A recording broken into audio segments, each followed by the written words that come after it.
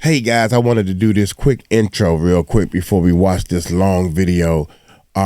This video has a lot of good information about all this, about the book, about the P. Diddy case, a lot of behind the scenes. I'm going to let y'all know. I wanted to put this intro on there because choke, no joke. It's definitely no joke. My whole mind changed about this guy.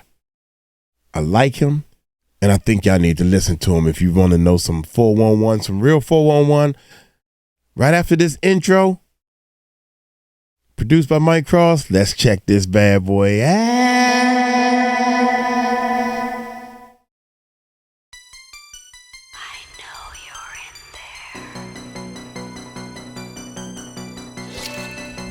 It's the music recording network. Out of the shower to the bedroom, slip on something fresh. From the bedroom to the studio, to react to the best. If your day is blown, we crank to the morning. Make sure your sub is on while we playing your song. And it's gonna be on.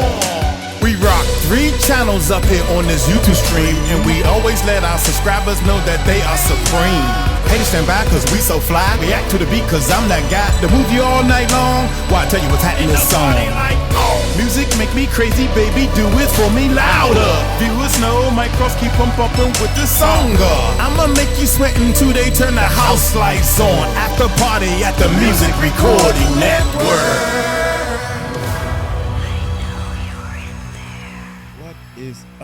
What is up, YouTube? How y'all doing? Man, I don't even feel like no echo. So the latest on this channel, y'all, is should we keep the echo? What is up? Or should we get rid of the echo altogether?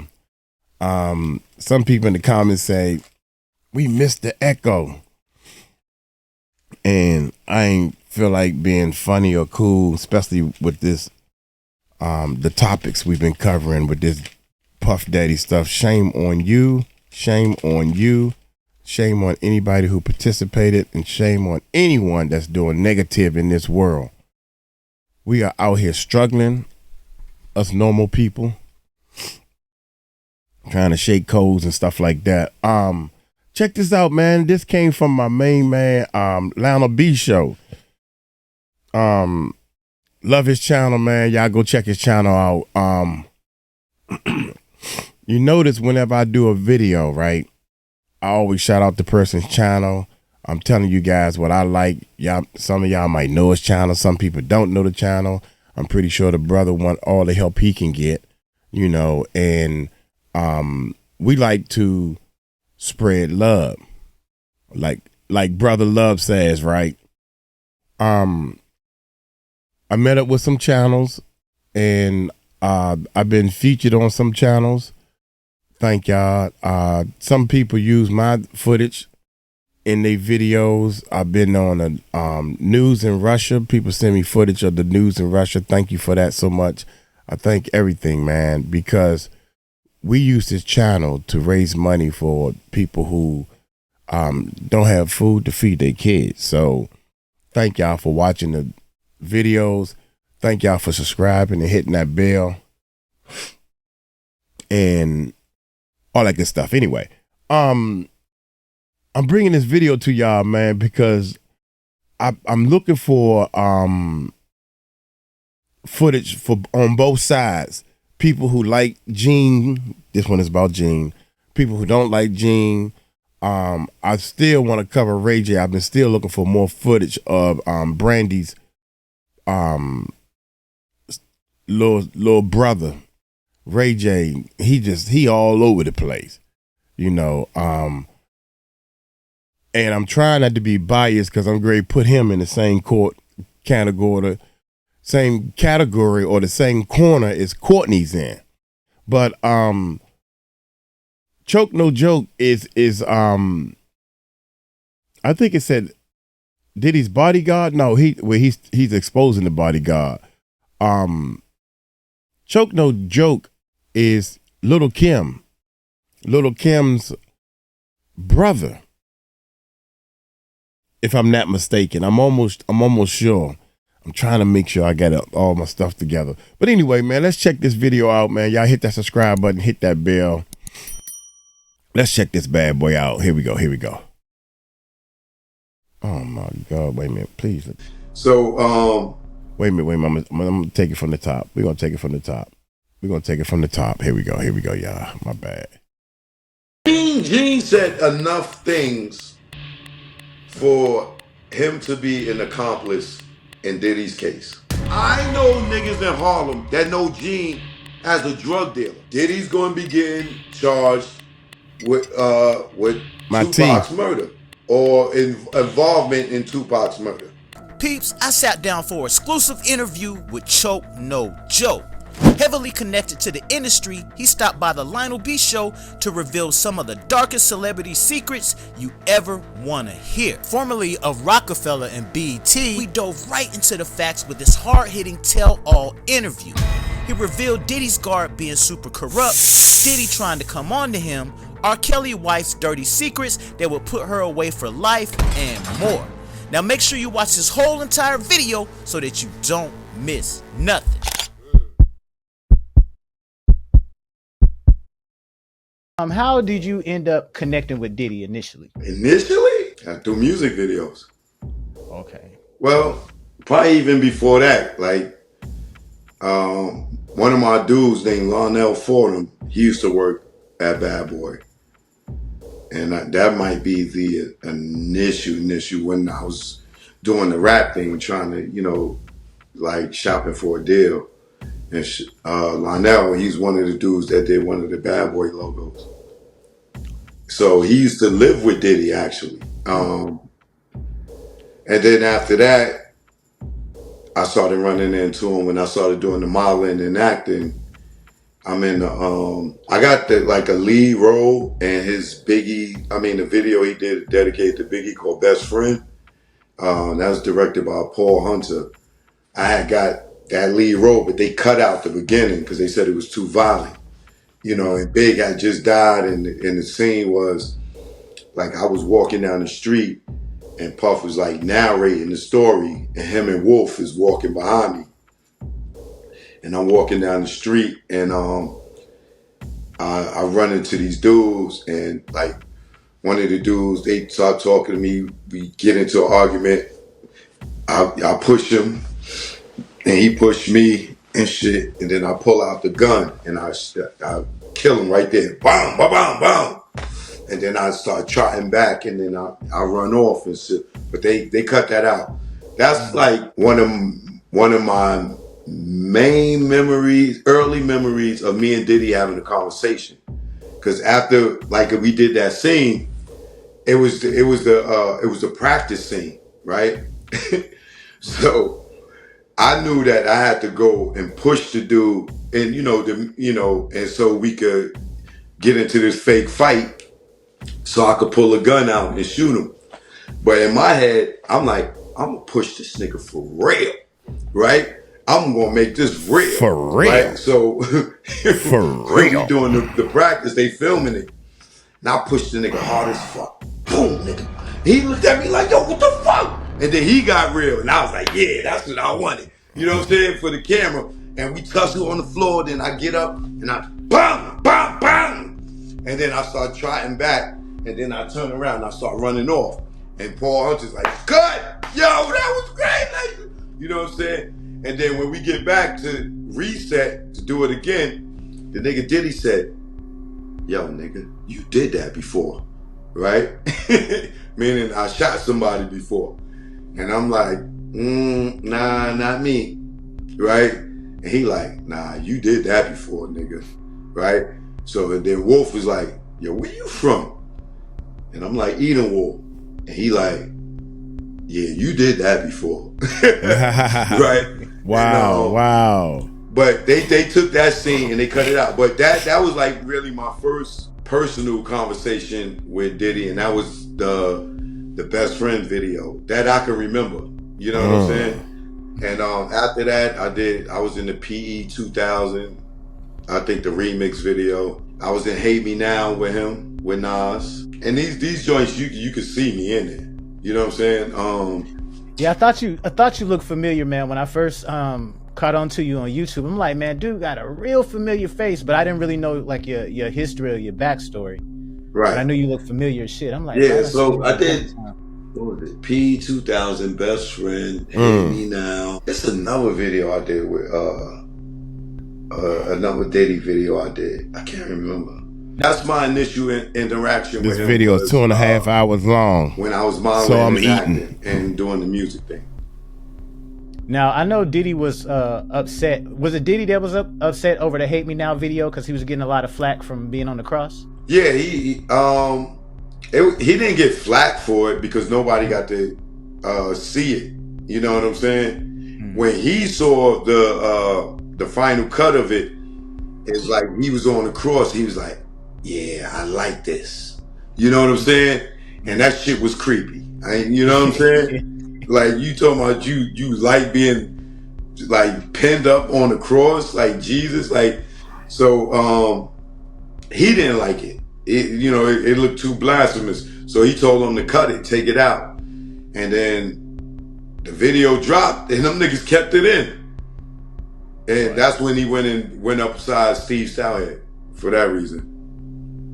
Gotcha. Yeah, I remember there was a lot of controversy over, that particular crucified scene. I didn't knew it was to that level, but I knew he did go as Steved out.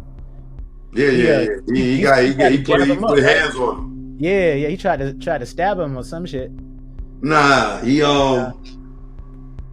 was it a bottle? He hit him with a bottle or a bat? I don't know. He assaulted him with something. Wow. And then of course, Steve's out.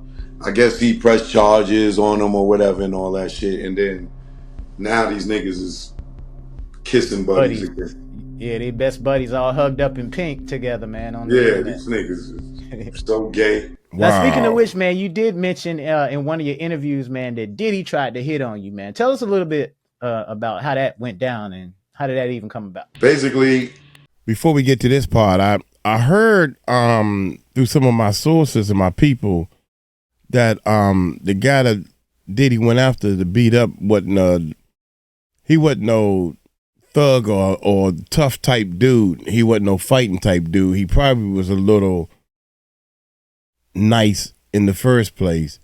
So Puffy, what I'm trying to say is Puffy kind of picked on somebody that he clearly knew that he can whoop, because Puffy wasn't no punk now. He wasn't no pushover guy himself, you know what I'm saying? Puffy would scrap with the big boys. Now, speaking of which, man, you did mention in one of your interviews, man, that Diddy tried to hit on you, man. Tell us a little bit about how that went down and how did that even come about? Basically, I went to the BET Awards with Lil' Kim and Hillary. After the award, I think this guy choked. Y'all let me know in the comments, man, because I want to make sure I ain't putting out no stupidity. I think that Choke No Joke and Lil' Kim is brothers and sisters, I think. We went to the after party. We ran into Diddy there. He invited us over to Steve Rifkin house. We all go to Steve Rifkin house. And there was some weird vibes going on, that I didn't really pay attention to at first. And then when Diddy came, didn't really notice at first. In the party, he tried to holler at Jill Marie Jones' girlfriend. And she was like, "Get out of here, Puffy, that's my girlfriend." And nigga like, "I'm trying to put her on." You know what I'm saying? And he was making his way around the deck of the party. Like, I didn't go inside the house. It's like when we came through the back on the deck. He had a back deck. And then you could go from the back deck, you could go in the house. I was on the back deck with Boogie, Queen Latifah's girl. And we was burning the L. And then Diddy came over with, the booty goons. And he was giving me the saliva look. You know what I'm saying? Like, you know how the wolf looking at the steak? You know what I'm saying? And I'm ice grilling him back like, "Yo, nigga, what the fuck you looking at?" Right? And then, then I realized like, oh, this nigga's like hitting on me, like, and he's standing here and he got like like 3 to 5 niggas standing there, and they all staring at me. They was looking so hard, nigga. I put my head down. Like, you said this is too intense, bro. I went and grabbed Hillary. I pulled her outside, and she just thought that shit. She was tickled pink. She thought it was the funniest shit in the world.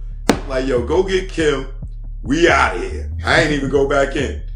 And she went and got Kim. We bounced and we left. So he must have did that to a lot of dudes, man, and just assumed that all dudes just go for that, man, just in order to just go out and try people like that. I would think it was my environment. It's the after party. Mm-hmm. You know what I'm saying? They probably are used to certain people coming to the exclusive party. You know what I'm saying? I didn't know where we was going. I just knew that he invited us over there, or invited Kim over there, not me, because I was with Kim. You know what I'm saying? And, you know, we just went thinking it's another party. But I never went in the house, so I don't know what took place in the house. I'm not saying it was a freak off or not, you know what I'm saying? Because it was Steve Rifkin's house. It wasn't Diddy's house. Okay. But all the freak off alleged participants was there. You know what I'm saying? All the alleged undercover home niggas and women were there. You know what I'm saying? So he felt at home to make that move. Do you feel like Ja Rule was part of that? Do you know personally know Ja Rule? Yeah, I know Ja. Do you feel like he on that type of time? I never seen him do anything for me to say that he's on that type of time. Okay, got you.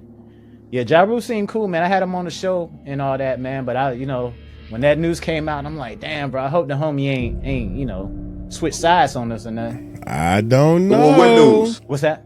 What news are you referring to? Well, basically, those claims that Jean Deal put out there, man, about them being in the room together. Oh, come on! When Jean Deal was guarding the freak door. Exactly. The freak off and door. John's cousin tried to come and go in. And he's like, nah, nigga, it's the freak off. You can't go in. You heard him say, there's some real freaky shit going on there. But just because Ja, Diddy. Because I think they said Ja, Diddy, and 2 chicks was in the room. You know what I'm saying? So that they could have just been, I don't know what they could have been doing, but he didn't insinuate that Diddy and Ja was doing anything. He kind of made it seem like they was in there popping off with some chicks. Okay. So I'm not going to try to throw Ja in that mix. Now, if it was all niggas in there, then you know what I'm saying. But for me, I'm gonna give Ja the benefit of the doubt because he said it was. They asked. I think he named who was in there, but I just can't remember. But I know it was like 2 women. It wasn't a bunch of dudes. Yeah. Okay, Choke, get a check for that one, y'all. Yeah, Jean never said that they was in there by themselves, just them 2. They came running out with towels on. Because Jean mentioned that they came running out with towels on. And I guess Ja Rule knew that it was his cousin. But Jean did say that Ja Rule said to his cousin, yo, dog, you don't want to go in there. Some real freaky going on in there. And the way he said it is almost like, why would you tell your cousin who probably trying to get on just like you trying to get on, sexual arise, unless it's a different type of sexual arise thing. So I gotta hand it to Choke No Joke, man. Good dude, because he didn't insinuate or try to add any of his personal information to that. That's what we try to do on this channel. It was, they asked, I think he named who was in there, but I just can't remember. I know it was like 2 women. It wasn't a bunch of dudes. Like the part that's a lot of people are leaving out, that it was 2 women in there. It wasn't just them 2 in there. A lot of people leave that part out. Things. You mentioned in one of your interviews that you feel like your career was kind of hindered because you didn't give in to zesty activities. That's a fact. Were you being pressured by like higher ups to kind of, do weird things, or why do you feel that way? Because it's a lot of undercover. It's a lot of it's a secret club, right? Right. Of a lot of executives and what's television, music, film, what else? Television, music, I'm just say all entertainment, right? Because it's managers and artists, and so it's a cult of these people that are running around staging like they straight, but all of them, for the most part, are either bisexual or homosexuals. And just because they married, that's the that don't mean entertainment shit, because they got lavender marriages. That's the entertainment business. We are finding out, ladies and gentlemen, we are finding out that the big entertainment business that Puffy, J-Lo, Jay-Z, my would add Ray J, Suge Knight, all these people, they clearly know that all the people that want to keep secrets, that gay secret, come on and get yourself into the music industry. You fit right in. Yeah. You got all you need is a little bit of talent and a big secret. Yeah, man. And they be You know what a lavender marriage is, right? I figured it out. Kind of like a beard where a woman kind of fronts like a, yeah. And vice versa. Like allegedly, I believe when I first saw Gabrielle that Union, word again, allegedly. Right? Allegedly, I believe she was a lesbian. Because I seen her in clubs hanging out with people, and she was with women. Right? So when I see her with Dwayne Wade later, I always thought she was gay or lesbian. You know what I'm saying? Because I've seen her with women, like hanging out and doing things like that's crazy. Straight women wouldn't be doing to each other. Right. This is crazy. You know what I'm saying? Damn. So there's a lot of people in the entertainment industry, and then when you look at Dwayne Wade, right? Don't he look real feminine? And what man's going to be sitting there cool with his son becoming a girl? Exactly.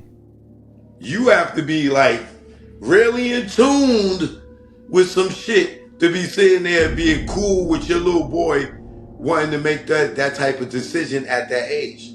You can't make that decision in my house at that age. Word. Nigga, you better wait till you about 21. Word. Or you can get out and you can make that decision. But you're not living under my roof. To each his own, man. But just imagine what that little boy seen growing up with a mother and father. Well, Wade always gone on the road playing basketball. Man, and these kids need your undivided attention, man. That's what he's saying. What did this kid see to make him wanna? I don't know. Some people think you're born with it. Some people think you are actually born gay. And some people, it's what you're exposed to, I think. That's just my opinion. God, Trump won. Because now we back to two genders again. Now, yeah, bro. Under my roof. To each his own, man. But thank God Trump won. Because now we back to two genders again. Now, yeah, bro. I definitely been discriminated against in the social media space, man. Like, because I'm not gay, and usually it seems like a lot of those blogs, like the Shade Room and a bunch of others I don't even want to name, man. Like, if you're not a gay blogger, they don't really want to repost your videos or any of that, bro. What? No, they all. What? If you're the Breakfast Club, they will. Heterosexual discrimination. They don't talk enough. Did you hear that key? Let's rewind that. Watch this. But they don't really want to repost your videos or any of that, bro. No, they all. If you're the Breakfast Club, they will. Heterosexual discrimination. They don't talk enough. Look how his neck stuck out when he said that. If you the Breakfast Club, they will. What's up with the Breakfast Club, huh? Maybe I need to investigate it. See what I'm saying? Watch this. not gay. Yeah. And usually it seems like a lot of those blogs, like the Shade Room and this how I get deep into a bunch this, of others yeah. I don't even want to name, man. Like, you know, if you're not a gay blogger, they don't really want to repost your videos or any of that, bro. No, You know they all if you're the Breakfast Club, they will. Heterosexual discrimination. They don't talk enough about that right there. People don't even know that. And it is a real thing. It's a real thing. You know what I'm saying? I went through it at BET. I went throughout the industry, man. You know what I'm saying? Niggas will really press you, and if you don't succumb to it, then they're gonna isolate you, because you can't be around these niggas, because you gonna come out here and tell. Like, you see all these dudes now, these bodyguards and everybody coming out talking about, oh, this one is zesty, that one is zesty. This, I've been knew that shit. It's a slew of them. But all you got to do is look at all the people that stay in the same circles, the Diddy parties, the Rock Nation brunches. When you see the Rock Nation brunch, it ain't nothing but a gang of niggas. Ain't no women in the circle. How many of them niggas you think is straight? Gay. How many of them niggas you think is straight in that circle? The Kevin Harts, the Swiss Beats, the Jay-Z's, the Diddy's. They're all them niggas in there toasting and shit. A bunch of niggas, no women. How many of them niggas you think is straight? Like straight heterosexual? How about maybe Yo Gotti? Maybe? I never heard that about Yo Gotti. But I never heard that about Yo Gotti. I'm not gonna put him there, but there he go again. I keep seeing him pop up. We the best music. Every time I look, man, I'm like, how can a DJ be that good? How can yeah, come on, man. I keep seeing birds of a feather flock together. I wouldn't be hanging around them niggas. You know what I'm saying? Now, I don't know if they keep Gotti around because he got money, you know what I'm saying? Or they trying to use him to boost themselves by trying to keep the cool nigga around them. I don't know, but you're not gonna keep being around these niggas and not knowing what the hell they doing. Big facts. True. It seems like Yo Gotti just be happy to be there, bro. Every picture he be smiling and like he just happy to be a part of the boys club, man. I mean, you gotta think, a lot of these dudes idolize Jay-Z, Diddy, you know what I'm saying? They inspired to be these dudes, maybe not the weirdness, but the power and the money.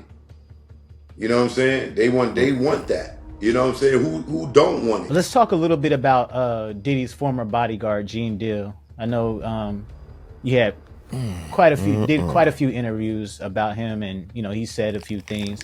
You feel like he's actually going to be indicted at some point? He ought to be. He's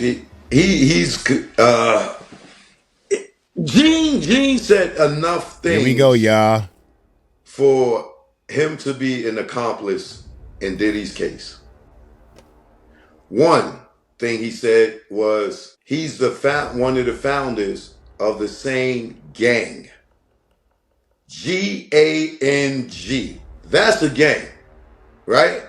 Then he said they jumped Diddy into the gang. Now, we all know when you jump a nigga into a gang, that is a gang initiation.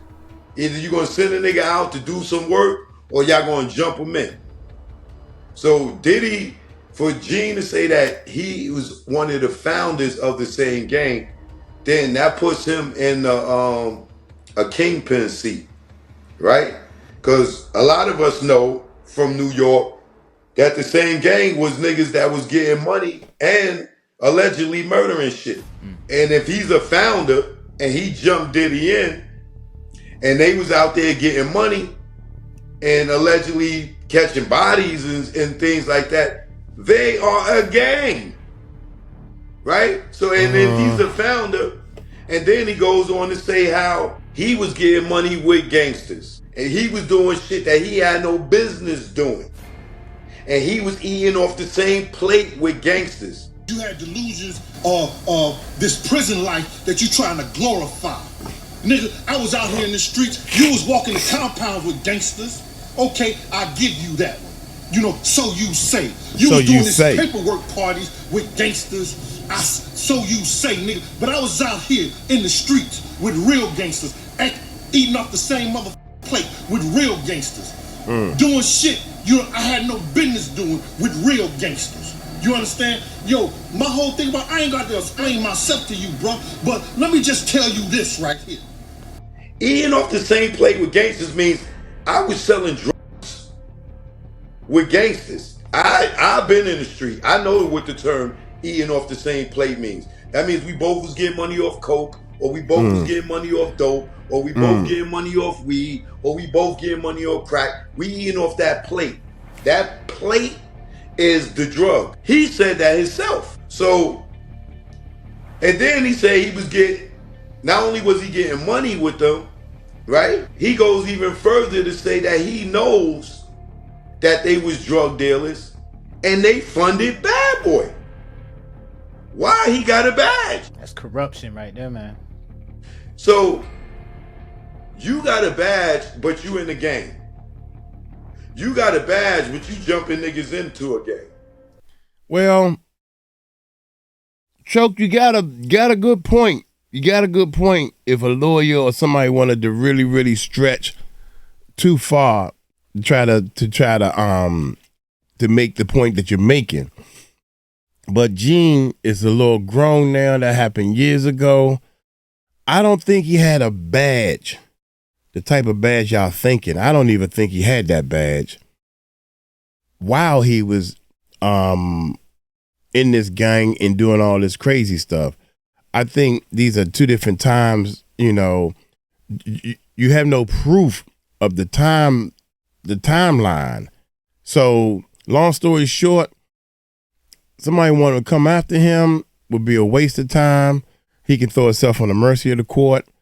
Dude, you know, I'm a public figure now, and I'm spreading positive news to help the youth.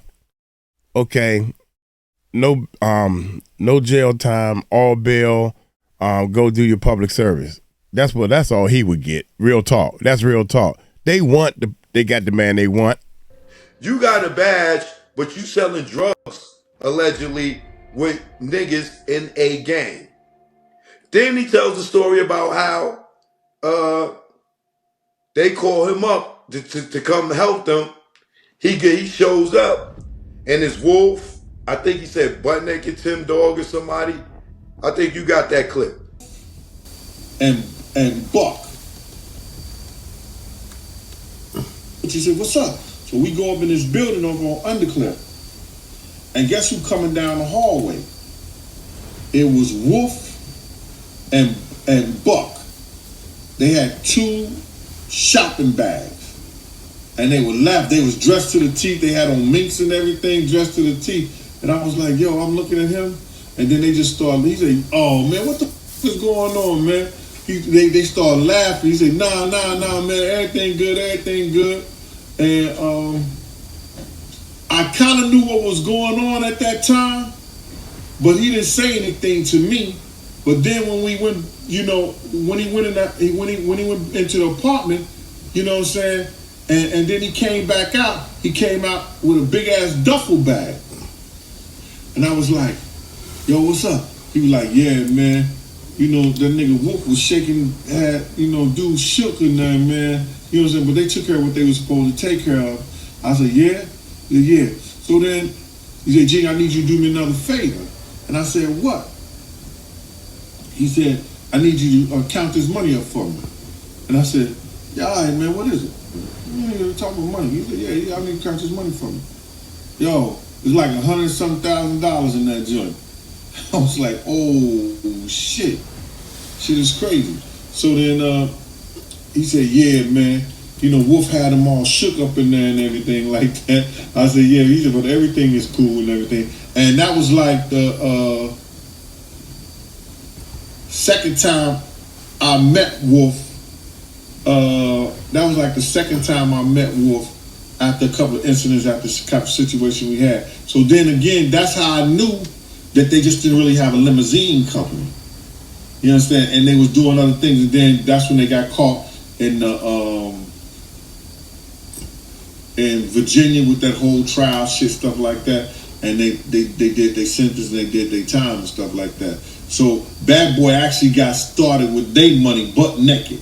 You understand? So when you hear those stories and they don't talk about butt naked, they don't talk about Kirk Burroughs, they don't talk about a lot of other things like that, you know, that's where they get the felonious shit, because it's no different from a lot of other company when people say that they sold weed to start their company. Or he talks about how he go to hold him down, and Wolf is in there doing the transaction. They come out, they need Jean to help them count this money. They count $100,000 in cash, and you got a badge. And then he says he knew from that point they didn't even have a limousine company, that they was drug dealers. And you got a badge? And you running with Wolf and these niggas who selling drugs. You go with them to do a drug transaction. And then he goes later on to say that that was the money that funded Bad Boy. How does he not get indicted? In the RICO. Right. That's racketeering. Influence, corruption, organization. Why you got a badge? That's deep. You think he may be like a CI? He been talking to the police. So yeah. Hey, that's some good Hell points, yeah, man. I'm when you 50, look at like on that stuff like murder rap, Jean is on the fucking recorder telling the cops, just like we hear Keefee D and his prophet. You hear Jean telling, oh yeah, little daddy, he called me and he said, yeah, zip this, that. He's telling right to *𝐘𝐿 and them on the audio. You can hear it. So yeah, he's a guy. He been telling. So yeah, I believe he's I don't know about a CI. He's just an informant. I don't know if it's confidential or not, because they publicly released that. That's stuff that we can hear it. So is it confidential? No. Yeah, he ain't that confidential on YouTube. He be sounding like a canary, bro, on every video. Just like he said, yo, I never said nothing about drinks getting spiked. Nigga, you never said nothing about drinks getting spiked? Y'all, here's the clip right here of G and Dill talking about the drinks getting spiked. Yeah, they're capable. Look at the atmosphere. They in the music industry. They in the music business. They set up those type of they learn the tricks of the trade. For instance, guys don't put those pills that they get to the girls in the champagne bottles because they popping them in front of them. Most of those girls, especially if they like mixed drinks, you understand, they see the bottles when they open them. And they try to keep their eyes on it because they don't want to get no kind of drugs put in their system. But what they don't understand is in the orange juice and it's in the cranberry juice. They done put the pills and the stuff in there, the roofies, the ecstasy, the E's, all whatever they put it in the juice. Now, those girls who like the mixed drinks, you understand what I'm saying? They gonna pull their own sexual act because they don't understand it ain't in the bottles, it's in the juice. Those guys, they learn that and they put it to those girls who don't know no better. Wow. Yeah, so you knew this was going on, Gene. And we using this under fair use. Copyright disclaimer under Section 107 of the Copyright Act 1976. Allowance is made for fair use for the purposes such as criticism, because we criticizing them, commenting, news reporting, teaching, scholarship, and research. Fair use is a use permitted by the copyright statute that might otherwise be infringing, non-profit, educational, and personal use tips and balance in favor of fair use. Damn, bro, you got that shit memorized for real. Like, what? All right, y'all. So y'all already see Gene Deal, man. Okay. His story keeps on changing, but enough of Gene Deal. Choke, no joke, man. Let's talk a little bit about how do you feel about this beef going on between Courtney Burgess and Gene Deal? How you feel about that? Well, I like it. It's entertaining. You know what I'm saying? I like it. It's entertaining. I like it too. I like it too. And because Gene's calling him a liar. When Gene is a liar. Right. Gene been so inconsistent. I ain't say I saw the check for Pac's life. And we sitting there watching this nigga say, I saw the check for Pac's life. Doggy Diamond says, so let me get this right. You saw the check for Big's life? Nah. I saw the check for Pac's life. For Pac's. I ain't say I saw the check for Pac's life. And then he say, I ain't say nothing about no spiked drinks. And we see him say it, right?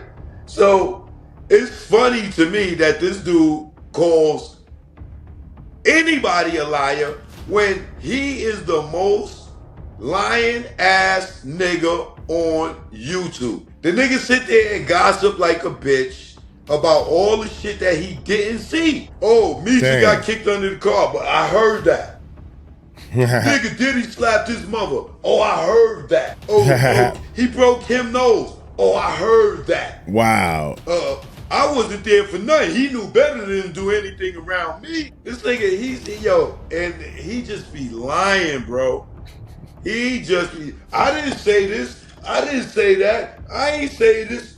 Nigga, you said it. You know how many times I played the Doggy Diamonds clip when he said I saw the check for Pac's life? And he still say he didn't say that. When the whole world is watching this nigga say it. Yeah. Elderly people love to like say shit and say they ain't say it, man. Like, I don't understand that. Hold up. What kind of people he said? He didn't say that. When the whole world is watching this nigga say it. Wait. Elderly people love to like say shit and say they ain't say it, man. Like, I don't understand that. He said elderly people. I think me and Gene is the same age there, Lionel. Wait a minute. Hold up. Pump your brakes, baby.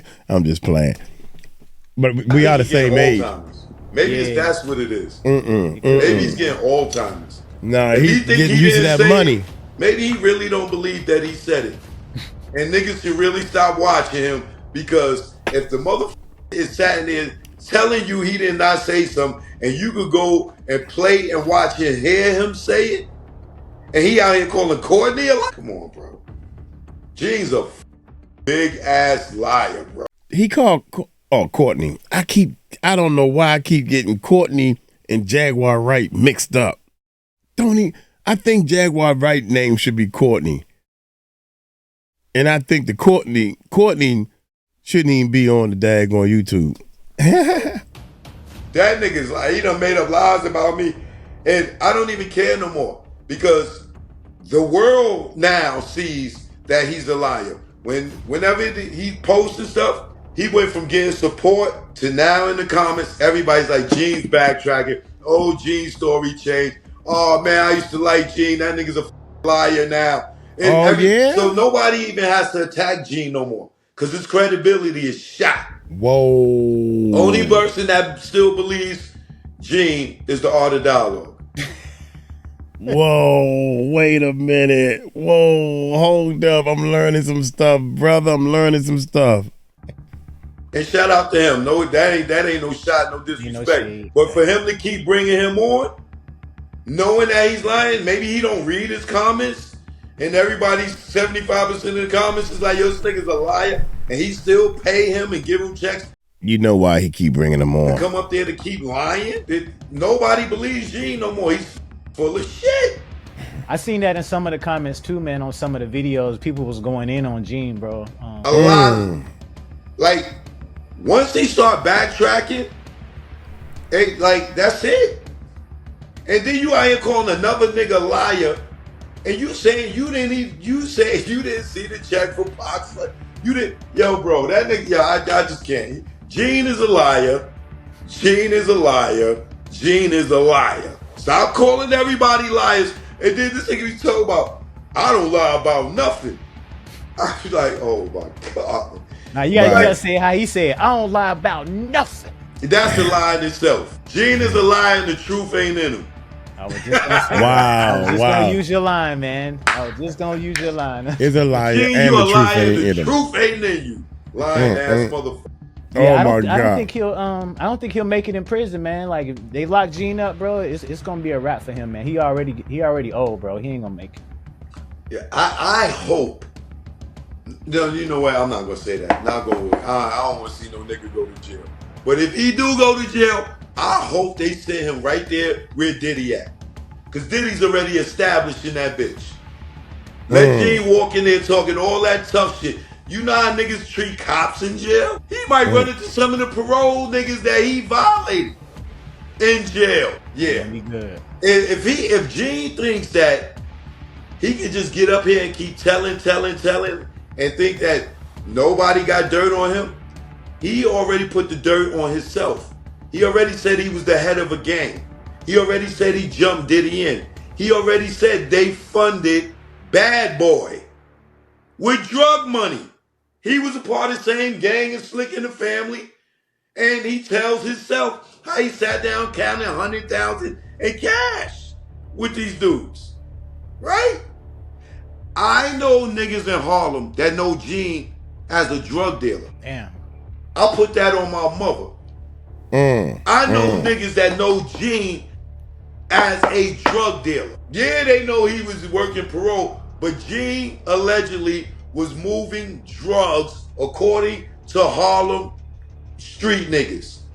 I couldn't do it, And I man. tried to get the dude to come on, but he like, nah, that ain't my thing. That's crazy. And also Gene said he don't get high or any of that, so I know that's a lie as well. I'm pretty sure your homeboy could tell us a whole bunch of stories about that. He don't get high off what? I don't know. That nigga's a liar. You know how he's a liar? The nigga said, I don't get high. They said, if I ever only got high, it was with a chick. Nigga, I thought you don't get high. How you? Yeah, he said that, and he definitely said that in the same interview within the same minute. Just like he's saying it. He said, as anybody, I don't get high for nothing, or I don't smoke nothing, or I don't do nothing. But if I did something, it'd be with only time I got high with a chick or something. That like nigga's that. a liar. You know how he's a liar? The nigga said, I don't get high. He said, if I ever only got high, it was with a chick. Nigga. I thought he was just correcting himself. You know, I don't smoke out here in the streets with all the boys. I don't, y'all go partying. Y'all gotta smoke breakfast, lunch, and dinner. I don't do that. Well, if I do it, it'd be behind closed doors with a chick. Now that I think about it, something like that. Of what?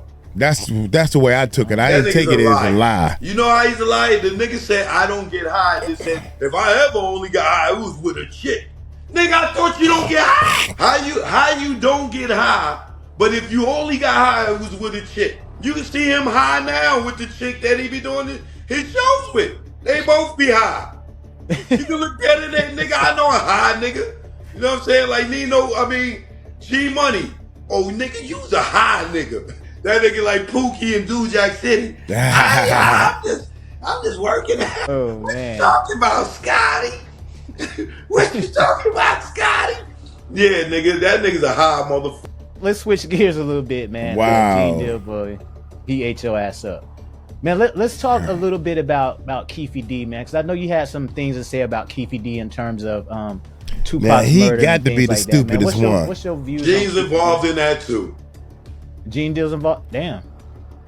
Gene said his man, Little Daddy, called him right after the shooting and said, yo, they lit them niggas up. The nigga ran up on the car and lit that shit up.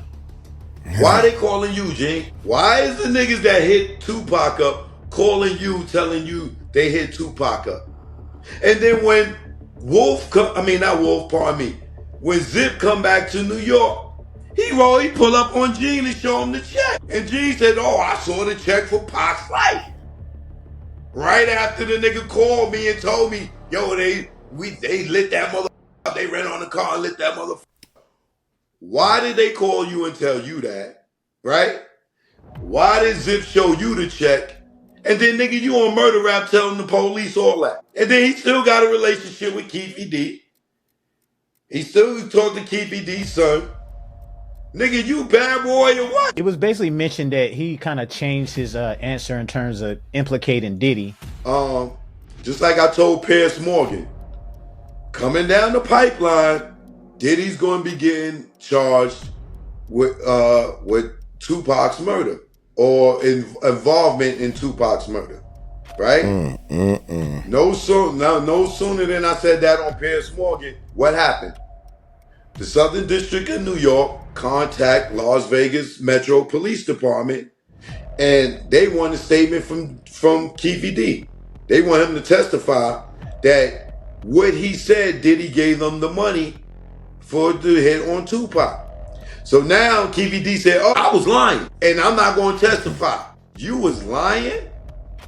Nigga, you said that shit in 10 interviews and wrote it in a book. Now you lying? All right. Go ahead and play with the federal government, nigga. Now you lying.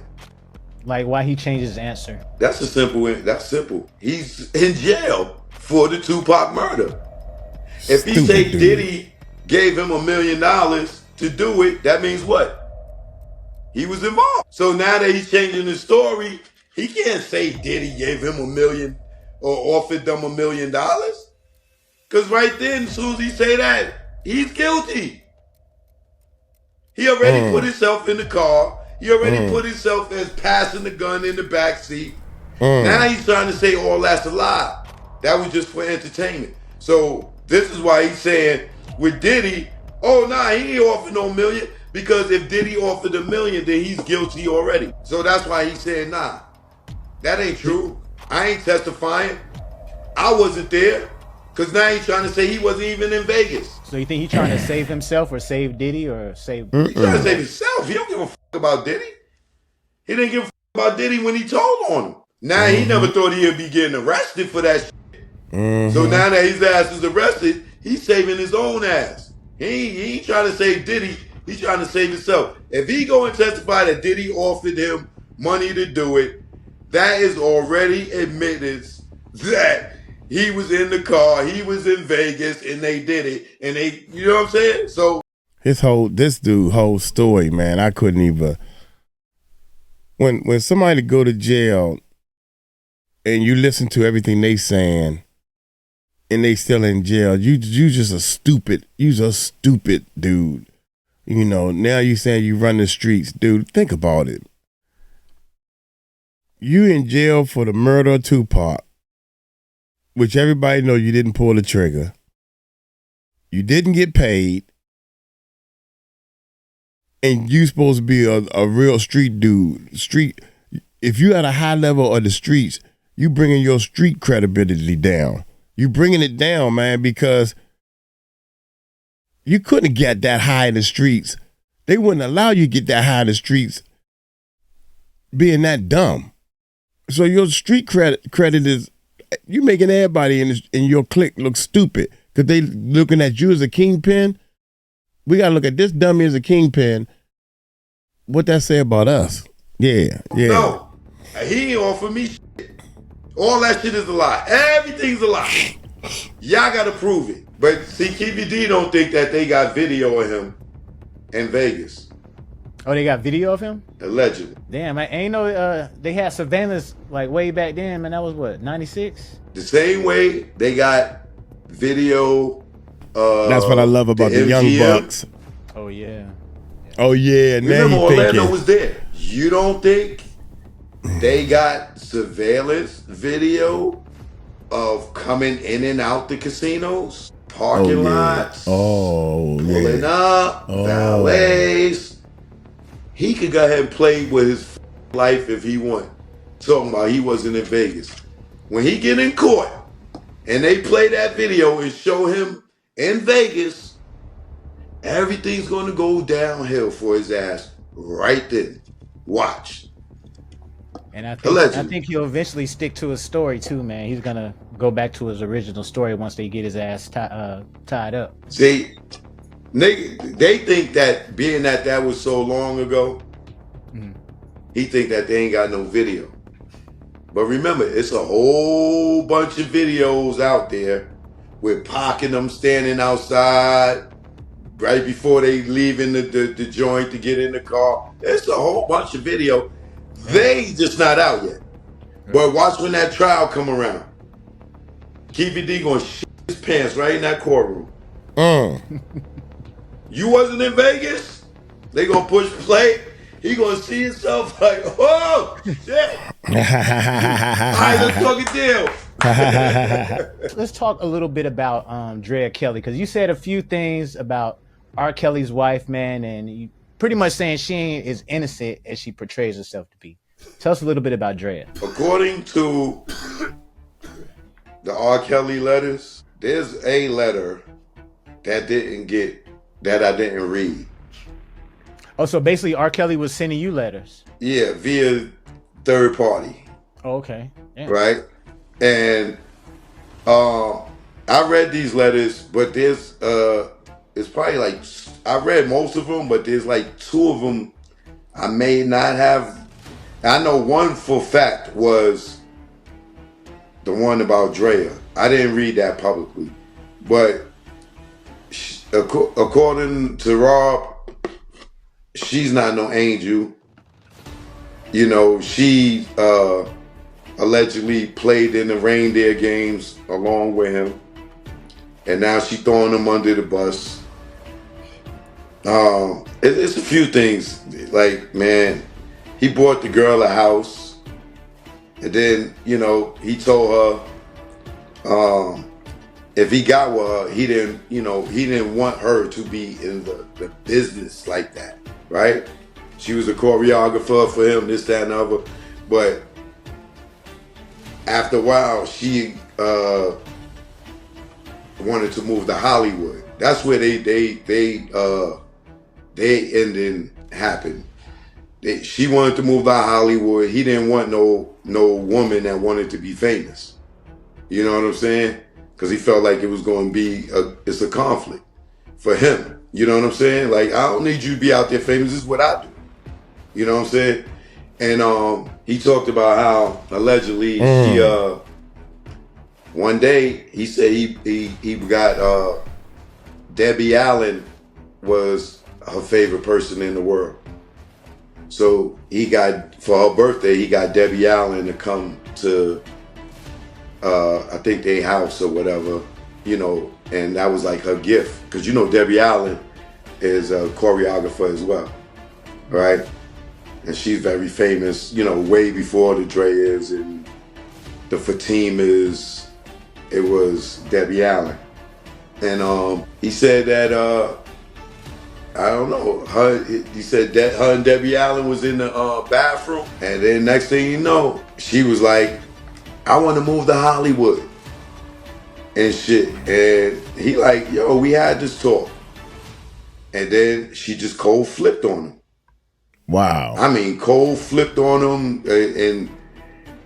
and accused him of stuff that he said he allegedly didn't do and shit. And that was her way to get away, to go to Hollywood. And she went and allegedly followed Debbie Allen over in Hollywood.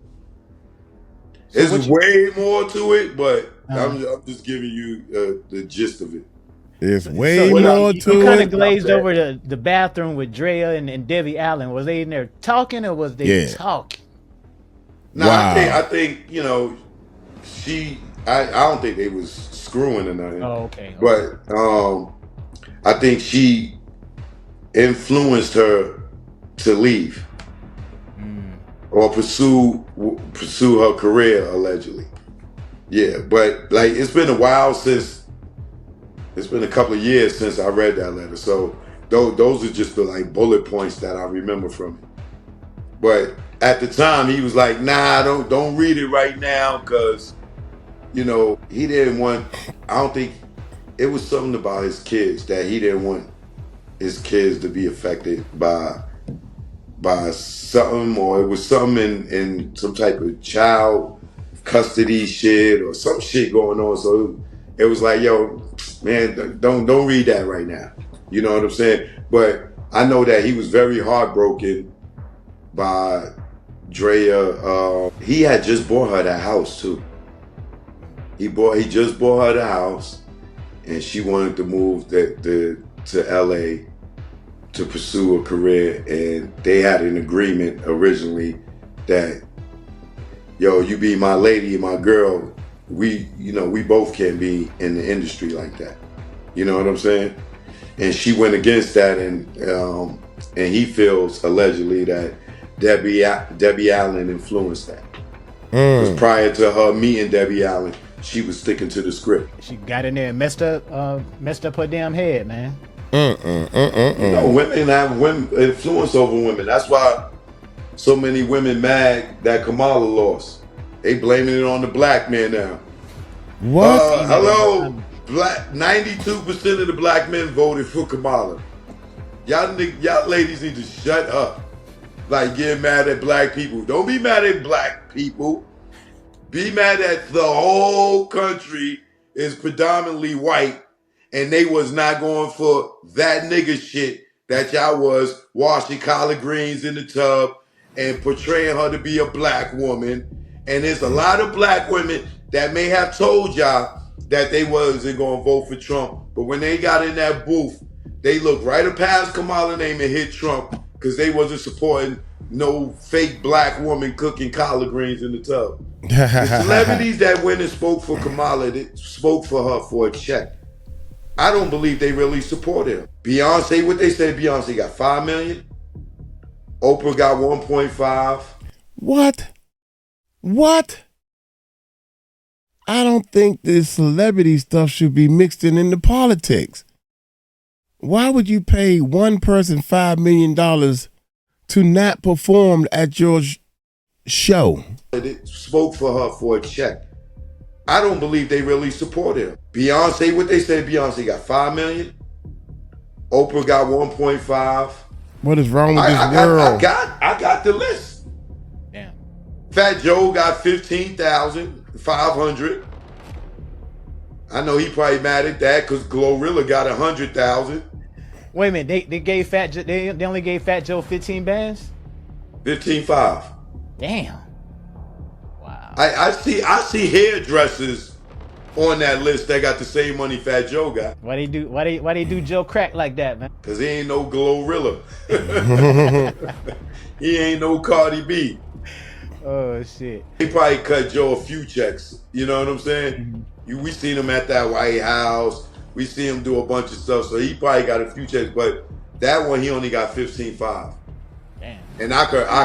That ain't no alleged. I'll show you. Now, Joe, you've been in the industry, man, for quite some time, bro, and you were previously working with Rockefeller, correct? Yes.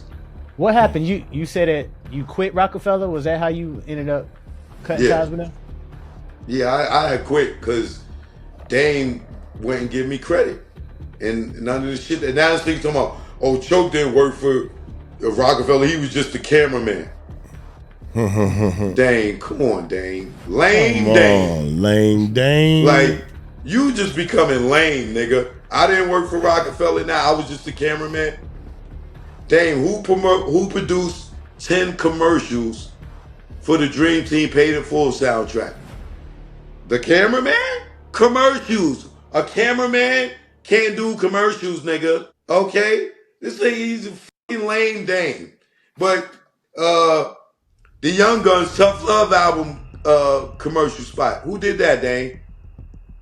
Dame, who did the EPK for Rockefeller, Dame? After you see me do one for Def Jam. And you got mad at Def Jam because they hired me to do an EPK for them. And then I did one for you. That's camera work, nigga? You a lame ass nigga. And the crazy thing was, man, like I seen a few interviews initially, and you were actually defending him, man, against Jay-Z. It's like I'm sitting there showing this nigga love and not talking about his flaws. Cause I could talk about his flaws too, but I chose not to do that. You know what I'm saying? I'm just trying to keep it positive and shit. I defended him against Big Bubble Lip Sean, you know what I'm saying? And that the nigga get in on his joint with this nigga that be kissing men and getting beat up by Philly niggas and shit. He's sitting there, they talking about me and, oh, nigga, Choke said this. Choke said you empower white people, and triggered Dame to go and talk bad about me. Dame did empower white people. He did hire a lot of white people. And I used to say, my motto for Dame was, if it's white, it's right. He did only date white women for a long period of time. He tried to write this new chick off as, oh, she Puerto Rican. Okay. Well, it sounds like Dame and Stacey got a lot in common then, man. They love the white, huh? Dame definitely loved the white. I see Dame with more white women than black women, and he know that's a fact. We went to Africa, and this nigga was chasing white girls in Africa. I mean, they African, but they still white. You know what I'm saying? But yeah, like, oh man. But anyway, yeah, I quit because the nigga wouldn't give me credit, and then the last straw was, it was some shit on BET called Get Fresh with the Rock that, you know, I did work on, and he put his name in the credits and Johnny Nunez's name for some pictures, and I shot video and that went into this shit, and I'm like, yo, Dame, why my name ain't in the credits? Oh man, the white girl said the cameraman name don't go on the credits. Nigga, what TV show don't credit the cameraman? Right. How you even get a show without a cameraman? Yeah, so yeah, when he did that's why I quit. So why you think that is? That's crazy. Why you think he refused to, you know what I'm saying, give you your credit, and he sound like he got so much self-hatred about himself? Because he wanted to take the credit for it. You see what he's trying to do now? He trying to be a producer director. Mm-hmm. You know what I'm saying? So he want to act like he's nice at it, and he's garbage. That American news shit is garbage. All the movies up there is garbage. You don't hear nobody talking about none of them black ass movies he put out. This nigga be trying to compete with 50 Cent with them weak ass movies. Them shits ain't even Tubi worthy. He put out some movies? I never knew that. I want to see his movies now. Damn, Choke. Garbage. That American news shit is garbage. All the movies up there is garbage. You don't hear nobody talking about none of them black ass movies he put out. This nigga be trying to compete with 50 Cent with them weak ass movies. Them shits ain't even Tubi worthy. Wow. And then he talking about, oh, American News Network. Okay, if you on American News Network, why the f you on YouTube, nigga? Yeah. Why you on YouTube? Like, nigga, why? Your niggas should be logging into your shit, watching you on your shit. You on YouTube like everybody else, nigga. Out of here, American News Network. Nigga, you on YouTube. Damn. Nigga. You a YouTube nigga, just like everybody else, nigga. Damn. YouTube. Nigga. Well, you about to make me choke on my candy, man. No wonder they call you Choke No Joke, bro. God, Jolly Rancher about to be death by Jolly Rancher and shit. That's hilarious, bro. I'm still waiting for 𝐓𝐈𝐏𝐒 to drop his what he said he was dropping, the Jay-Z story. Remember he said on Drink Champs, he got the Made in America. He got, you know, I got the joint Made in America. It's really about Jay-Z being a drug dealer, getting into the music industry. I bet you Jay was like, no you not, nigga. Nigga, how many years ago was that? That shit ain't come out yet. I know Jay was like, no you not, nigga. Talking about you trying to get me locked up? Any regrets, man, like leaving Rockefeller at all, or no? No. Because when I left, there was a hole in the shit. 6 months later, that shit sunk, and I was producing Rap City. And then Dame come over to Rap City to promote State Property 2. And who's the producer of the show? He got to come through you, right? I know he felt small and humble. I bet he came with a whole different mindset. Yeah, the nigga stupid. I show him the script for the show. I'm like, yo, this, you know, there's a show we gonna be doing. I'm gonna be talking to you about it. You wrote all this? You did all this? No, nigga, the white did it, nigga. You think, nigga? Yeah, I did it.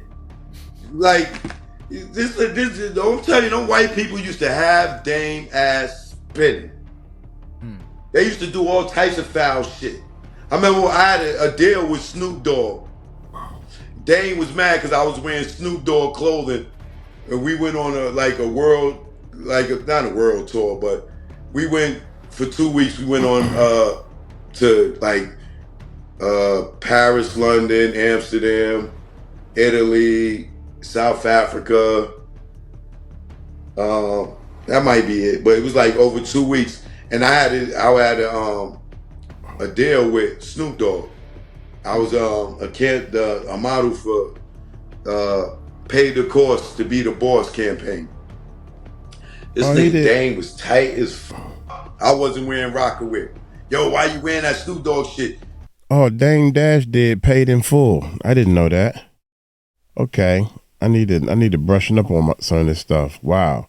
Why you wearing Rockaway? Cause you don't give it to me, nigga. I'm not buying that shit. Like, I get free clothes from Snoop. Why would I buy Rockaway? Just cause I work at Rockefeller? I'm glad I didn't. Now, nigga, since you said I didn't work at Rockefeller, I was just a cameraman. I was a work for hire. Yeah, nigga, I was a work for hire. Right? You tell me I never got a Rockefeller check? I never got a check that said Rockefeller on it? You a lame, Dame. I never got a check from Rockefeller. I wasn't down with Rockefeller. I was just a work for hire. Yeah, nigga. That's why I already was self-made when I got to Rockefeller. Had my own camera, had my own know-how, and I was a work for hire, which means you wasn't my boss, nigga. We was doing business. I didn't work for you. I was a work for hire. You right. That's why I own all my content. Because I went and purchased the tapes, shot them with my camera, and you paid me when I invoiced you. And we had a good rapport back then. I would go like 2 months, 3 months, and let Dame not pay me. Because we had a good rapport. And then when I hit them with all my invoices, they would get paid. At the end of it, when that shit happened, I tried to bring the nigga my invoices. He didn't want to honor them. I'm work for hire, like you said, nigga. I didn't work for Rockefeller now. Dumbass. So you think it was a thing where he ain't had the money, or he was just trying to play you as far as not paying you? No, shit got different for him after Jay got hip to him spending so much money. So everything after anything after $5,000, Jay had to sign off for it. So when they start getting like that, then Dame had to start paying for shit out of his pocket. That's when he had created Dash Films. So the Rockefeller checks started becoming Dash Film checks. So the Dash Film ain't had the budget at Rockefeller. You know what I'm saying? Changing those white shirts all the time and throwing away Air Force Ones and shit. Right. Dame was doing only like Dash Films, so he wasn't able to kick money out from Rockefeller no more.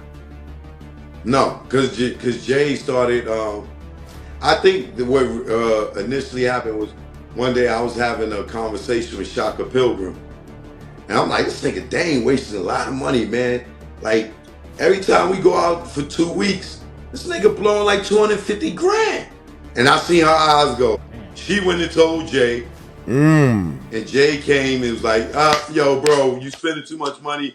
I need to sign off.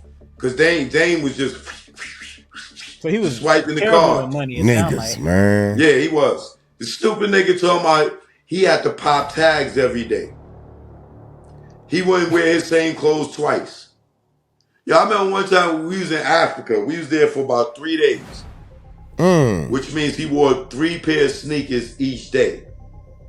We was getting ready to leave, right? Dame he come down off the elevator. He got the sneakers in his hand and shit.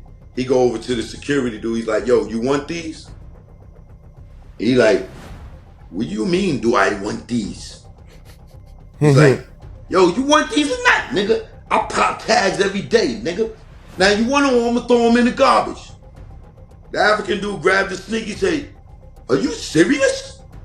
These sneakers are clean. I can lick the bottom.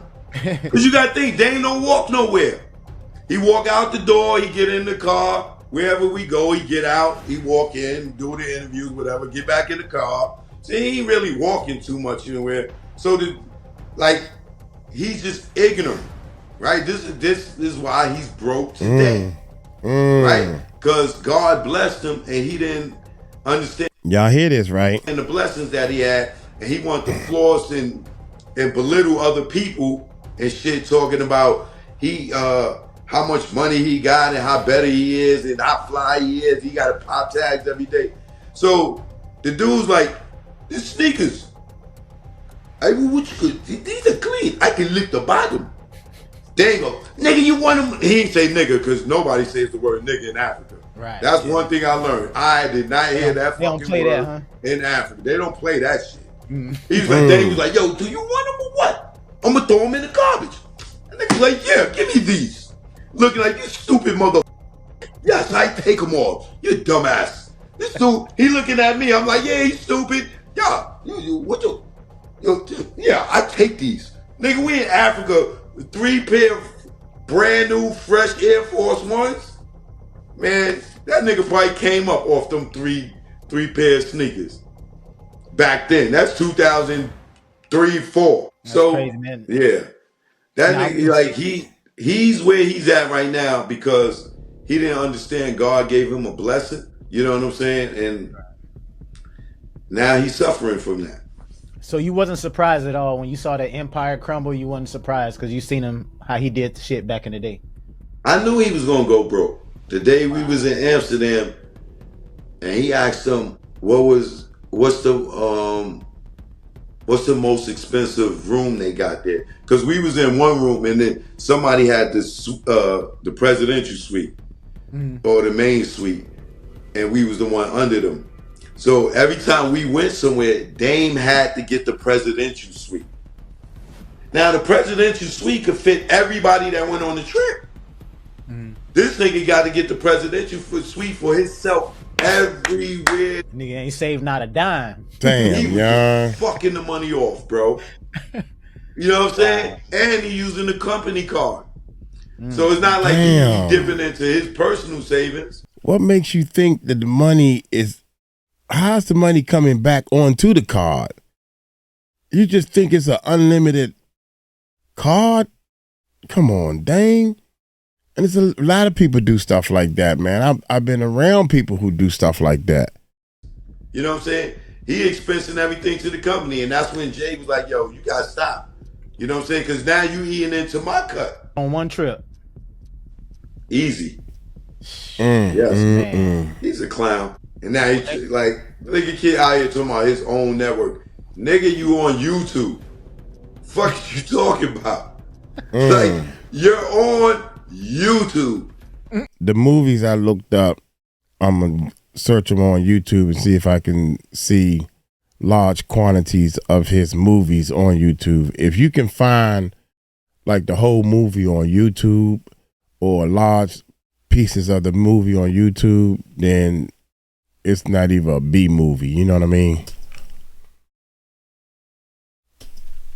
After being a bitch and apologizing to Jay-Z, Leo Cohen, Steve Stout. You ever seen that video of him? When he's sitting there, like the Taliban's around him, and they about to cut his head off?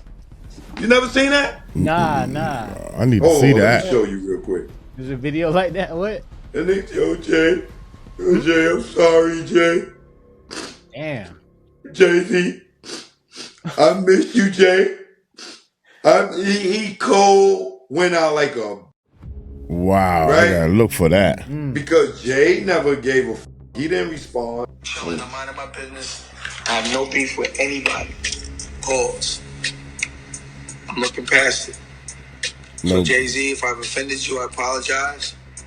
Leo Cohen, if I offended you, I apologize. Steve Stout, if I've offended you, I apologize. I think Just I saw this. You don't have the same morals and principles. It's cool.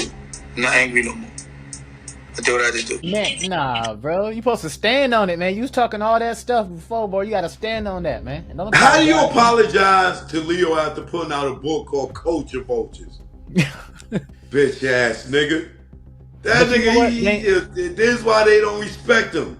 Stone Dave cold always double sucker. back, bro. That's like when his teeth fell out. He tried to say that was he tried to make up a story about that, like a grill or something crazy. I'm like, Yeah, nah, nigga, you ain't got no gums, nigga. Fuck out of Gumby. That nigga's name is Gumby. Oh, nigga, go get the haircut to match your teeth, Gumby. So, with that said, just pattern-wise, what you think I'm gonna do with the network? Y'all don't want it with me. I've been letting y'all breathe. I'm chilling. I'm minding my business. I have no beef with anybody. Stop moving the camera. There you go. I'm looking past it. So, Jay-Z, if I've offended you, I apologize. Leo Cohen, if I offended you, I apologize. Steve Stout, if I've offended you, I apologize. Just because you don't have the same morals and principles, it's cool. I'm not angry no more. I did what I had to do. I was a little aggravated about Aaliyah, so y'all just caught the brunt end of it. It was therapy. Nigga try to put it on Aaliyah. He always try to put everything on Aaliyah, nigga. This nigga was with Aaliyah for about 3 seconds. You know what I'm saying? Y'all, this nigga, he's so full of it. He was with Rachel Roy at the same time he was with Aaliyah, bro. damn. Wow. His daughter Ava, do the math. Look at her age, look at her birthday, and then look when Aaliyah died, and look when Dame was with Aaliyah. That nigga's so full of shit. Talking about, oh, Aaliyah. Nigga, you was with Rachel at the same time, nigga. Rachel was pregnant while you was with Aaliyah, nigga. Aaliyah died and he went and married Rachel. He want to act like he's so heartbroken. Yeah, he's full of shit. That reminds me of Diddy when he was on stage talking about, y'all, I just miss Kim. I'm like, Yeah. Yo, Jay, I'm sorry, Jay. If I offended you. Yo, Leo Cohen, you ain't no culture vulture. Reached out. I didn't slap you. I'm sorry. You my brother. That nigga, he's a f***ing weak ass nigga. Now look, you talking shit about them again, right? Now you out here talking shit about them again, right? Cause the apology didn't work. Them niggas told you, nigga, eat the f*** out of here, Dane. They handling the business. Dane. Yo, Jay. I'm sorry, Jay. You know, I miss you, Jay. I miss what we had, Jay. That nigga's a f***ing lame. I just hear him talking shit about Bleak. Like, come on, man. Like, come bro, on, whatever man. happened to the Young Guns, man? Where they at now? They still around. Chris and Neef, they back in Philly. Oh, okay. I ain't gonna say back in Philly because they never really left Philly, but you know, they in Philly doing their thug thizzle. Shout out to Neef Buck, shout out to Young Chris, Young Gunner. And Neef is super cool. He never been into the entertainment industry like that. You know what I'm saying? He always stayed on the humble side. He never got caught up in, yo, I'm this celebrity or I'm this star. He's always been the one that's been, you know, maintaining who he is. You know what I'm saying? He never felt that the power of Rockefeller. You know what I'm saying? He always remained humble. That'll take you far, man, in some lanes, bro. Staying humble, man. I don't know about the music game, if that's really a good thing, because, you know, it's all about the image and all of that stuff, man. I don't know if music is the best place to be humble in. Rap, should I say. Well, I mean, it works for people. Look at, you know, LL's been a real humble guy for a long time. Even though he destroyed a lot of dudes in battles, you know what I'm saying? He's still always never been really arrogant and cocky, and you know what I'm saying? He's confident, but he's never been a dick. I remember when that picture came out with young Chris and allegedly Rihanna on the boat. You ever seen that picture? You talking about Chris Brown and Rihanna? No, young Chris. Oh, from the Young Guns? Yeah, from the Young Guns. Nah, I never seen that. Yeah, it's a picture that is allegedly supposed to be Rihanna on like straddling him on a boat, and she topless, right? And allegedly Rihanna was Jay-Z little boo thing. You know what I'm saying? And Chris got blackballed because of that picture. And how I know that is because Charlemagne told me. I called Charlemagne one day, and you know, it was a chick that worked at a radio station. I ain't gonna say which radio station. I ain't gonna say which city. And she was trying to play Chris' new music, and the program director came in there and cut it off. I'm like, yo, you can't play that. And it was because he said that it was, you know, he was getting calls from Rock Nation, and allegedly 𝗗𝗓 and somebody else was saying that they couldn't play young Chris music, or they wouldn't let Wale, who was signed to Rock Nation at that time, come up to the station or support them. Because Wale is from my area. I did a little teeny bit of recording with Wale. When I say a little teeny bit, I think I probably hit the record button for him once or twice. Yeah. He was hot at the time and making his rounds. So they pulled young Chris song. So the chick knew me and was calling me and was like, yo, what's up? Like, why they keep stopping me from playing young Chris shit? Like, I love them, the young guns. And this young Chris project, I'm feeling. So she's trying to, you know, break his shit on the mix show level. And she said how the program came, she was playing the record, and the nigga came in there and told her, yo, go to a commercial. Don't play that no more. Da-da-da-da-da-da. And gave her the whole rundown that about they was allegedly getting the calls from Rock Nation about Chris. So I called Charlemagne. And because, you know, he's one of Jay-Z's #1 nut huggers. You know what I'm saying? So I'm like, yo, man, you know, the girl from Woo Woo Woo radio station, Woo Woo Woo, and like, why they blackballing Chris? And Charlemagne goes, man, Chris know what that's about. You know what I'm saying? They doing that because of that picture he put out with Rihanna. Damn. So I knew from him that Jay-Z was blocking his own little man. Or Rock Nation was. So that's the way Cannabis went through. Chris went through. You know, it's a lot of people go through. Beans went through. Okay. You know what I'm saying? Because these niggas make calls and they stop you from getting to the bag. I'm subjected to that. You know what I'm saying? Over the years. And that only for me is because I'm telling the truth out here. Mm-hmm. You know what I'm saying? I always tell people, the industry ain't no place for the truth, because all these niggas is lying and they all a bunch of undercover suckers. Whoa, you hear that? You know what I'm saying? No, I don't know what you're saying. Let me hear it again. Let me hear that again. I'm subjected to that. Listen. You know what I'm saying? Over the years. Listen. And that only for me is because I'm telling the truth out here. Listen. You know what I'm saying? I always tell people, the industry ain't no place for the truth, because all these niggas is lying and they all a bunch of undercover suckers. Rick Ross. You know what I'm saying? And now he straight up lied and admitted that he lied. It took Diddy to go to jail, and niggas be like, oh, this nigga Choke been saying this shit all along. But prior to that, I was a hater, or I was mad, or I was broke. Well, you know what I'm saying? Oh, hey, why Diddy want to sleep with you? You know what I'm saying? Nigga, all them niggas. Yeah. All them niggas in those circles get down like that.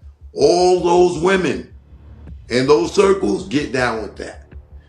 A lot of them women are with niggas that they know are gay. And they cool with it. Either for the lifestyle, for the money, or they probably be bunking these niggas. But it's real. Did you get a chance at all to read Kim's lost words, that alleged memoirs? What did you think of it? Well, at first, I didn't give it the time of day. But then I seen 𝐷𝐿 and I was kicking it with him, and I asked him about it. And he co-signed a lot of the shit in the book.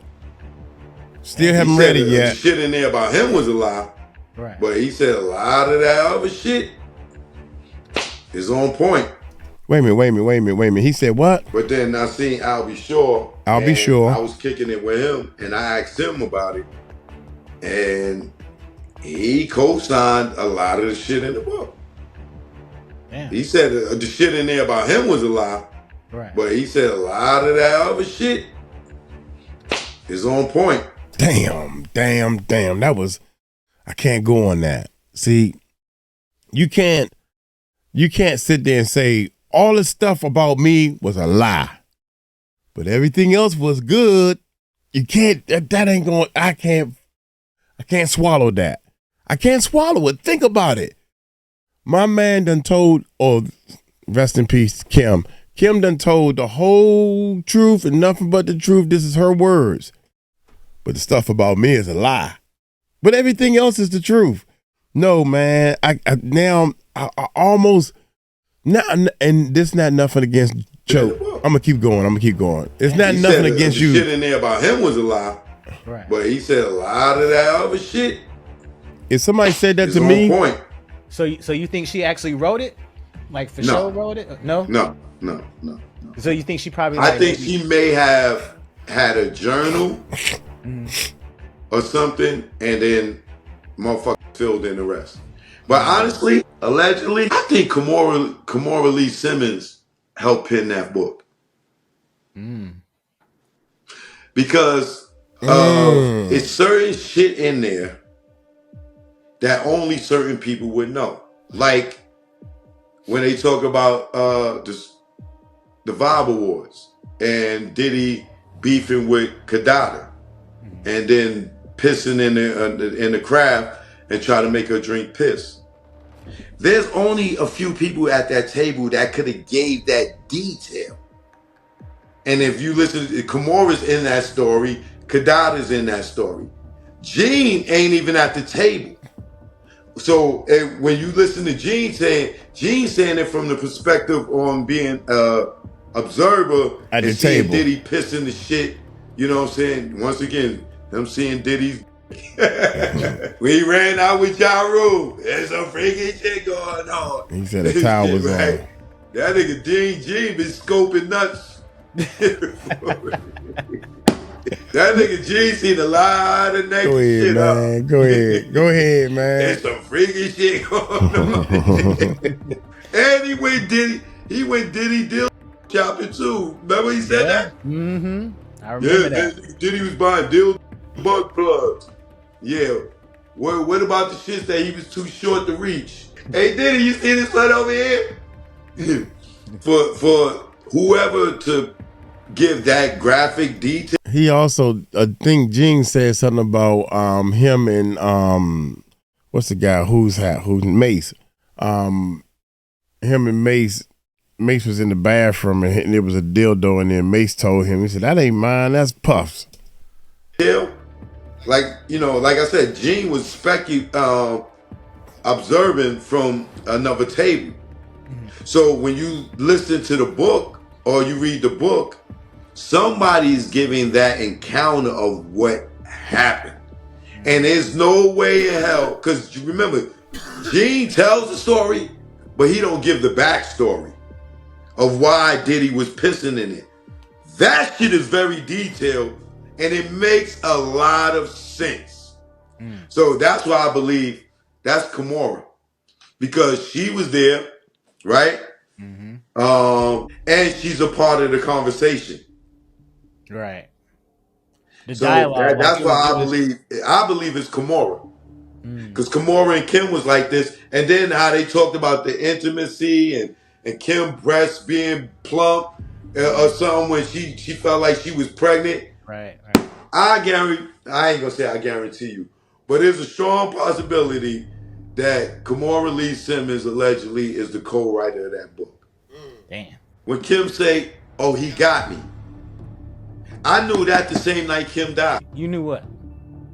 That Kim allegedly texted 𝗗𝐿 and said, "Yo, he got me."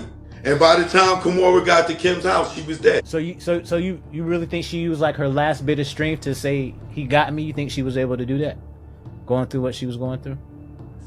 I don't think it was her last strength. I think that she probably was feeling ill and knowing she was with this nigga and probably know what he did to other people and was able to hit us and say, "Yo, he got me." Because that's been said since day one. Day one. And for that to come out in the book with the backstory, just like the 𝗗𝐷𝐻𝐿 drinking him trying to almost make 𝗗𝐷𝐻𝐿 drink the piss, and having that backstory, and then Kim having plump breasts, and she like, yo, go get a pregnancy test or something to that effect, and Kim said, oh, 𝗗𝐿 was looking at my breasts allegedly in the book, and it, you know, I'm like, ooh, not here, girl. That's just them too. Who else would know that fucking story? Yeah. Right? And it is also alleged that 𝗗𝐿 been knocking down many of the chicks in the industry. She's like the nigga chick. Like she allegedly was knocking all the chicks down. Yeah, but you know, 𝗗𝐿 is a bad motherfucker. You know what I'm saying? I could see chicks wanting to, because every nigga wanted her. I damn sure was attracted to her. She's a bad motherfucker. By in person, bro? What? And her prime when she was doing the baby fat fashion shows? I used to always film them shits. That's a sexy motherfucker. I believe that she's the co-writer. I could be wrong, but if, you know, me knowing what I, you know, being a writer, producer, director all these years and pay attention to detail, I feel like 𝗗𝐿 got her foot in that book. You think she sold it to somebody, or you think she partnered with these other guys to put it out? I don't think she want no money for it. I think she just want Diddy ass gone.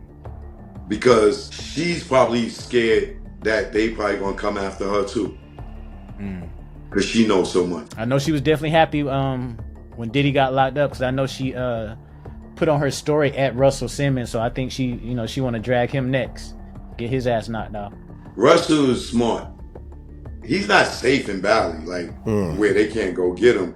Right. But he knew to get away before things really got hot. You know what I'm saying? If he stayed around and was kept around, eventually he would have been Diddy. But he knew to go ahead and get on. You know what I'm saying? And it's crazy because all these dudes frequent the same circle, the same women. How do you feel about 𝗂𝐷REA English's story? The one I had, one of my previous guests, man. Have you got a chance to check out any of her? Yeah, I'll say I don't know her. I don't know if I've been around her. You know what I'm saying? Because, you know, that's a long time ago. And, you know, sometimes I'll be going through old footage and I'll be seeing people that around now that I didn't know back then. Like Jean will be one of them. You know what I'm saying? When I look at old footage and pictures, I see him in the background. So I know he was around certain things. She may be, the white party at Ashton Kutcher's house, I was there too. And she was there. But I don't know her. You know what I'm saying? It was 1,000 people there. But, however, I would say I believe a lot of what she's saying. I really believe a lot of what she's saying. If I had to put it on a scale, like a number, I would definitely say she's a strong 75%, if not more. But I believe a lot that she said. I believe a lot that she said. And it's crazy, man, because the good thing about this is that people like Diddy was shitting on Trump so bad that Trump is going to let that shit out.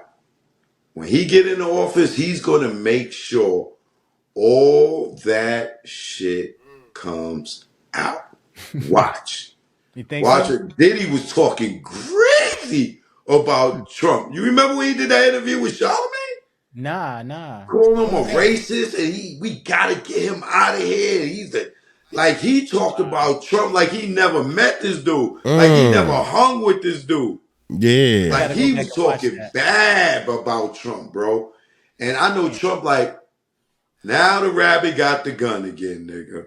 I know Diddy is scared to death knowing. And what make it so bad, I keep talking to people, man, and they keep saying, but Trump, you know, Trump and Diddy was boys. Trump gonna give him a pardon. Trump gonna give him a pardon.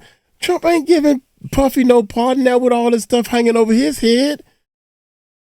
What you think the United States gonna look like? God damn. Excuse me. I don't know. I'm cussing like a champ. I say it at the end. This nigga won. I know he is scared to death. No joke, man. I definitely appreciate you, man, for being on the Lionel B show, man. Yeah, thanks for having me, man. Shout out to my man Lionel B. All y'all watching. Make sure y'all hit me up on Choke No Joke, Arthur D. Austin III, my YouTube channel. Yeah. Follow me at Real Choke No Joke on Instagram. And support us black men, man. Please. That you was doing good until you said that last part. Support us. Anyway, man. Dude, I'm just gonna be honest with you, man. Choke No Joke, you can wear that name, no joke. Cause you are no joke. I believe your words. There's no lying in you. You believe what you believe. It looked like to me, Choke No Joke would really analyze some things, and he would go with right from wrong. I put it to you like this: if Kim was dying, or Kim gave you some thumb drives to do this daggone book, you wouldn't put no name, Choke. You wouldn't even put your name or nothing on. You would probably hand it over to the right people. He wouldn't try to make a profit off of it like a Courtney. You know, I didn't think the ending of this video was going to go like this. I was thinking at the end of the video was going to go like me trying to tear you open a new one because you're talking about my boy Jean. But I'm learning, man. I think I got me a new buddy. Choke No Joke, man. It's funny, man. I think you won me over, man. I mean, I never I listened to a little bit of your videos and stuff, other interviews and stuff, but I know one thing. I believe a lot of things that he's saying. It's like when you research it and doing stuff and you can't find the information, you gotta go by these people information, right? Because that's what else you gonna go by. But if you got Courtney, Ray J, because I'm great dude Ray J, I've been doing Courtney, Ray J, Jaguar Wright, Choke No Joke, Jean. It's like you gotta, well, you know, Jean will slip up and say I never smoke weed. But that one time, unless I'm with a woman. You know, when people start saying stuff like that, it's like their credibility moves down the ranks, so to speak. But Choke No Joke would be like one of my first, second, or third resources. If I can't find the information by swinging the bat 3 times, I just gotta go, okay, Courtney, I'm hoping you right on this one. I mean, you can't lie about every daggone thing. You feel what I'm saying? This is how you do it. Cause everybody, I wasn't there. The store got robbed. You got 5 people that was at the store, and all 5 of them giving different stories. And you the detective. And every time you look, somebody's story switching a little bit, but at least this person is Christian, go to church. You know what I'm saying? You gotta, what do you go off of? So he won me over, man. He talked about the book. I put it to you like this. I would have never bought the book if I would have saw this video first. I would have never bought this book. Cost me $250, or should I say cost the company $250. I'm hoping I'm spending the money wisely. We're gonna read the book. I just finally got over the cold. My cold is getting a lot better. We're gonna read the book. I'm not gonna read it word for word. We're trying to figure out how should we do this, because you can't just read a book. That's wrong in my heart anyway. I'm not gonna buy a book and read it word for word to you like I'm telling you a story, because the person that's selling the book should be making some money, even though he shouldn't be deserving the money, because somebody else done flipped the book. He done took the book down. Some people try to buy the book and they ain't even get a copy of the book and download. Courtney, something is wrong with you, boy, and you know it. So I'm just letting you know that you know, if Courtney selling you a book, my experience, I heard it from some people that they never got their copy. So look here, I'm gonna get on up out of here, man. Hey, thank y'all. Y'all put 𝗓𝗓. I want to tell me if you want to see the book. Read the book. 𝗓𝗓. Let me know if you're an 𝗓𝗓 on this video. If you are an 𝗓𝗓, you are supporting the mess out of my channel, and I thank you, man. You are helping us feed people that need food now. Y'all take it light, take it slow. Y'all tell them Uncle Mike told you so. No echo. Let me know if y'all missed the echo like I miss it. Peace out.